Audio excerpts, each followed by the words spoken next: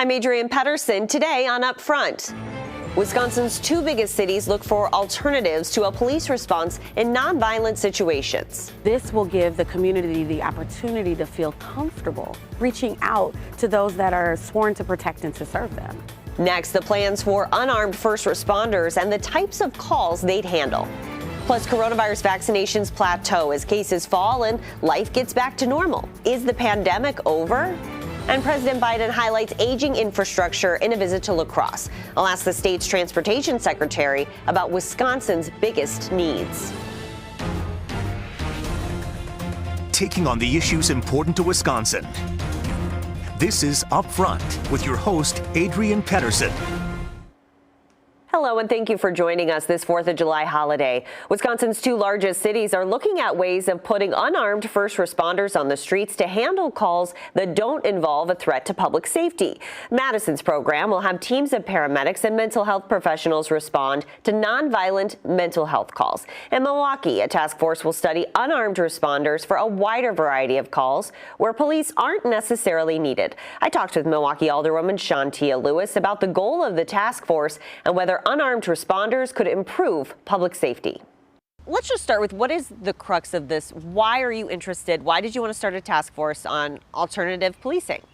I think the timing now is right. And it's something to where we can literally take a step back and see how we can reimagine the way we want policing to happen in this country.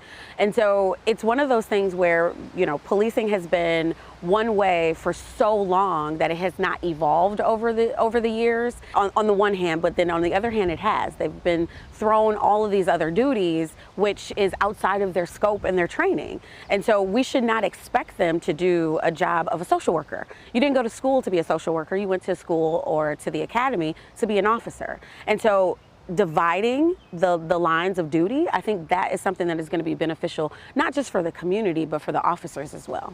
What are some examples of calls that you think a mental health professional should show up to instead of a police officer? Absolutely. So there are a number of incidences that we've seen right here in Milwaukee. So Dontre Hamilton, for example, a social worker showing up to that particular situation where he not only was having a mental break, but he was actually sleeping. So it was one of those things where you have to know how to ease into that situation so that he could have actually left and walked away from that and went home to his family. Instead of having an officer with a gun or a person with a gun showing up to a very volatile mental health crisis, we need someone who is trained to diffuse those situations. But it doesn't just stop there.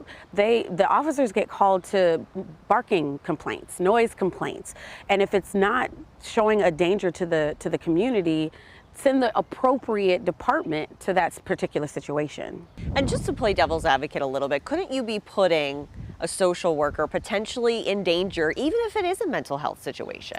And in those respects where there is a weapon or some sort that is happening, that is, at play, then that's to be determined, right? Whether or not an officer would accompany that particular social worker. But we saw in an instance, I believe it was in Minnesota, where the social worker, they had guns drawn on an autistic person who was having a break in that moment, and the social worker went out into the middle of the guns being drawn and the person and diffuse that situation without having a gun, without having any assistance, but solely based off of the training and the experience that she held, and she diffused that entire situation.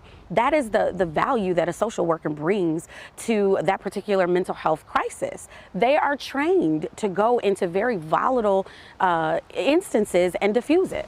And you don't have a plan yet. That's why there's a task force. That is why. So what types of questions do you want to answer in the next year or so? So really collecting the data to see what calls can be diverted to the proper departments, but also in what instances that we lay out verbatim when an officer accompanies a social worker. So the CAHOOTS model is something that is great. It's fantastic, and it should continue. But then there are situations where an officer will really heighten that situation. So laying that all out and really coming up with a standard operating procedure is what we are going to be looking at. And in Milwaukee, homicide numbers are up.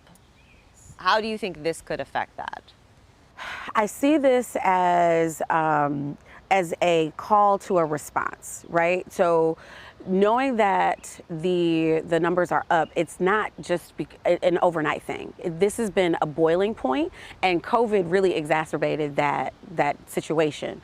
But what we need to do is take a step back, which is one of the reasons why I've introduced a county-wide mental health survey to see where are our gaps, where are our needs, and really where are our boiling points, so that we can dispatch the proper resources to that particular area, situation, or what have you. So I see this as just another tool in our tool belt to be able to combat this elevated crime that we're seeing. I think some people would say, why don't you just train police officers better? Why don't you teach them de-escalation better? So I would say we have, and we still have the problem. It is definitely something that they are learning to do, and a lot of them are doing it well. So it's not that it's all officers. You've got a few bad apples that are spoiling it for everyone and getting a bad rap for everyone.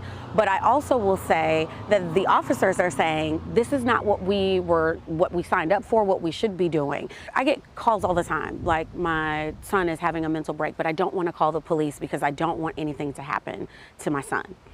And so this will give the community the opportunity to feel comfortable reaching out to those that are sworn to protect and to serve them.